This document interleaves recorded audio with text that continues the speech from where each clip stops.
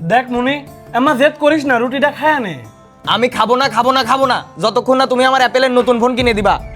আমি জানি তোর ওই বয়সে যে কিরকম জিদ হয় সে জিনিসটা আমি জানি, আমি ওই বয়সটা পার করে আইছি, কিন্তু আমি তো পরিস্থিতির শিকার। তুই দেখতেছিস না আমার কি অবস্থা, তুই রুটিটা খায় না, আমি একটা ব্যবস্থা করতেছি। আব্বা এলাকায় সবার কাছে নতুন ফোন আছে, খালি আমার কাছেই নাই। আচ্ছা ঠিক আছে বাপ, তুই রুটিটা খা, আমি চেয়ারম্যানের সাওলের সাথে কথাকে টাকার ব্যবস্থা করতেছি, নে তুই রুটিটা খা। আমি কিছু জানি না, আমার নতুন ফোন লাগবেই। আচ্ছা এনে দিচ্ছি, খা। ছোট সাহেব কোসে আপনি কি আমার কিছু টাকা হাওলাত দেবেন? কেন, কি হয়েছে, কি সমস্যা? ওই আমার সওয়াল খুব জেদ ধরেছে, অ্যাপেলের নাকি নতুন কি ফোন আইছে, ওই ফোনটা কিনবি। অ্যাপেলের নতুন ফোন মানে তো 17 প্রো ম্যাক্স, কিন্তু ওটা তো অনেক দাম। সমস্যা নাই, আপনি আমার 2,000 টাকা হাওলাত দেন, তাহলেই হবিনি। 2000 টাকা দিলে তুমি বাকি টাকা কই পাবা? আমার বাকি টাকা লাগবে না, আমি 2,000 টাকা দিয়ে কাফনের কাপড় কিনবো।